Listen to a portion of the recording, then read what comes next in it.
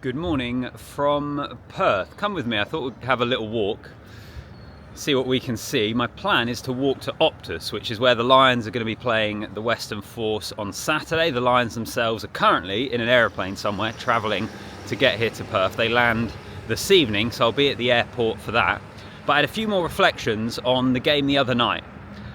The Lions losing to Argentina, and I suppose just a couple of areas in particular really. The continuity which Andy Farrell referenced afterwards, set piece as well, which I haven't quite mentioned in my other videos, line out and scrum, a bit of a talking point. And yeah, then perhaps a few selection dilemmas for Andy Farrell and how players did. So welcome back. I wanted to get out and about. Anyone that has watched a lot of my other videos or other content since I arrived in Perth will know that it's been pretty miserable. You can probably kind of see in the background. Still threatening for a little bit of rain, but I think that's the whacker there, pretty sure. Just behind me there, cricket fans will know it. So welcome back to the channel. Walk with me on the ground, boots on the ground in Australia. Give me your views in the comments, like the video as well, and hit that subscribe button. Make sure you stay subscribed and then you won't miss a single thing. All right, let's get it.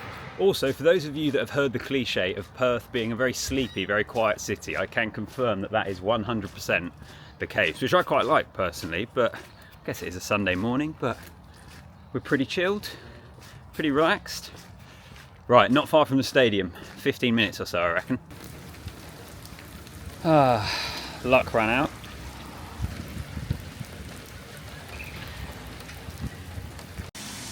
How long do you think we wait for? How long do I commit to the plan to walk to Optus? Patience being tested. Okay, I reckon we have got a very short window. Let's see what happens. I'm about to cross the river. Optus is just over here. So as I was saying previously, reflections on the Argentina game. I wanted to start off with this issue or talking point, I suppose, of continuity for the Lions.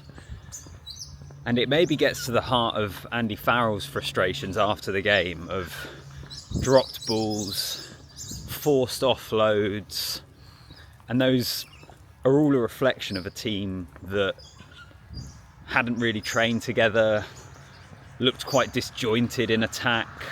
And I suppose there's maybe two schools of thought on this. And one is that it's a team that didn't look particularly good in attack and hadn't trained together, weren't ready, didn't play particularly well. And then the second thought on it would be, and this is probably where more I think, is I thought a lot of what the Lions did in attack did look good. I agree that they did force some passes, they did drop too many balls, they did go for offloads that weren't really there. But I thought a lot of the shape in attack, it looked a lot like kind of what we see from Ireland. I think some of the set plays, some of those moves off line outs and off driving walls with different runners and playing at pace. I thought we saw a lot of that from the Lions, which I actually think is quite impressive, given the fact that they are a team that hasn't trained together. I mean, what have they had?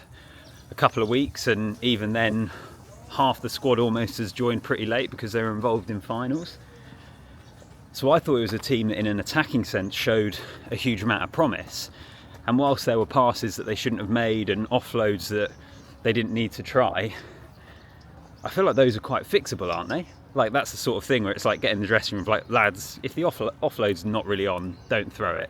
Boys, every so often just straighten your lines. We don't need to go wide quite as quickly. I mean, I'm no coach, but I'd have thought that that is quite coachable. If you're Farrell, that's quite an easy thing to try and fix. So that's why I felt pretty positive, and the continuity and that, I think it will come. Like, I saw enough, particularly across the 80 minutes of that game, to suggest that the Lions will be all right. I think with the attacking players that they have, I really think that they'll be all right. This is a bit more like it, and this, I'd imagine, is going to be a walk that plenty of the Lions fans are going to be doing in about 6 days' time.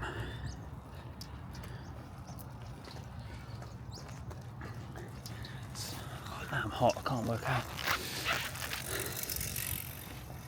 So, spoken about the kind of attacking shape, the cohesion. The other thing I wanted to talk about was set piece, scrum and line out. Two pretty different stories from this game.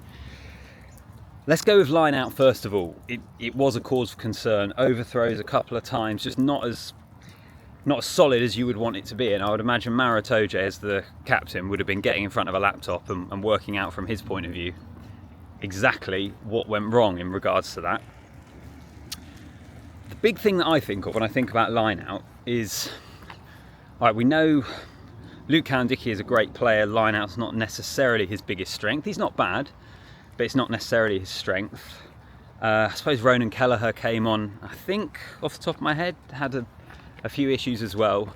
Dan Sheehan, most of us I think would expect to be the starting hooker for the Test team as things stand at the moment. When I look at the options in that position, I think of Jamie George, and I think you've got arguably your best set piece hooker, certainly your best one at throwing in at a line out, not part of the squad, which is why personally I would have had Jamie George as part of this squad, probably instead of Kelleher. And I just wonder whether there is still the scenario in which Jamie George gets called up, because I think that could potentially be a bit of an issue. So here it is. Imagine 6 days' time, this absolutely packed out with red shirts, blue shirts as well, probably for the Western Force. Plenty of Wallabies ones as well. Pretty awesome. Modern stadium. Interestingly, Perth actually would love to host one of the Test matches, but at the moment it's only Brisbane, Melbourne and Sydney that actually are capable of it, hosting a Lions Test match. I think it's because of hotel capacity and things like that, but here we go. Look forward to getting in there. So the other part of the set piece is of course the scrum, which went great for the Lions. Is one of those, like Ellis Genj is a funny scrummager, because sometimes you see him have games like that where he's absolutely dominating, getting loads of penalties. Remember he had it in the Six Nations against Ireland quite a few years ago now, when England had a player sent off but were really competitive for like 60 minutes. Not the one in Dublin when it was Freddie Stewart. Was it Charlie Ewells? There was another one. But he's not necessarily the scrummager that does that every single time, and like a lot of us I suppose, no scrummaging expert, but watching that Argentina game, I did just wonder whether it was one of those that on a different day the decision perhaps goes another way in terms of angles and things. But I thought Ellis Genj absolutely was a player that came out of the game with great credit. I'm going to do a separate video on the movers and shakers in terms of whose stock has risen and whose has taken maybe a little bit of a hit off the back of that game. But I thought Ellis Genj was excellent. I thought the scrum was absolutely sensational, like how good of a set piece that was. Australia not known as a great scrummaging team, although Angus Bell has been one of the best in the world over the last few years, and if Taniela Tupou can be fit, we know how powerful he is. They've got Will Skelton in their squad. Stick him in any second row and he's going to beef up your pack. So we don't know exactly what the Wallaby scrum will look like, but I think that was a huge positive for the Lions. Huge positive to take forward. Rain's back. Final thing that I wanted to touch upon though was the aerial battle. I mentioned it in the video I did after the Argentina game. For me it was one of the key things really. Like, as I say, I think the attacking game, the continuity, you'll be able to fix that, you'll be able to put that right. Aerial battle you can put right, but I think was much more of a concern. I think from a Lions point of view and from an Australia point of view, you're looking at that and seeing that could be a key area. Now I think the Lions will have the options there, but maybe we saw it the other night where Marcus Smith is a great player in certain ways, and I like the way he acted as a second playmaker with Finn Smith, but isn't necessarily the best aerial fullback. Duhan van der Merwe isn't an aerial winger, like absolutely explosive with ball in hand, and give him some space and he'll be so destructive. I thought Tommy Freeman had a good game. Mac Hansen actually looked pretty good when he came on, but maybe just the combination of that back three in terms of combating the aerial game, but then possibly still giving yourself another playmaker if you do go with that centre combination, or although that centre combination, I'll speak about that in another video as well, but it's almost like they didn't play to the strengths of that combination. It was like the Lions were moving it wide pretty quickly in their attacks, which is maybe just a reflection again of going back to the continuity thing and cohesion, that they haven't really been playing together too long. But we didn't see Tuipulotu and Aki properly smash it up, which you would have thought with when you've got those two in the centres. So there's still question marks there in terms of selection. The Lions have time to figure it out. For me, aerial battle at the moment would be an area for concern. So I'll leave it there on my general thoughts for the Lions.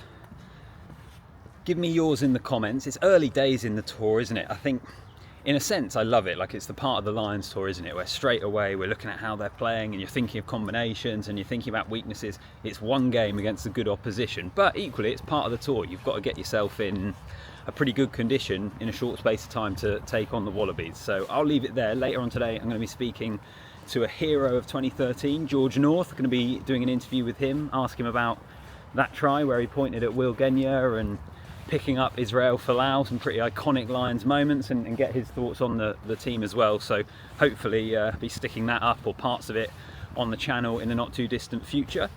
From Perth, walking along here, pretty nice spot. I will leave it there. Hit the subscribe button, like the video, comment down below. I'll see you in the next one.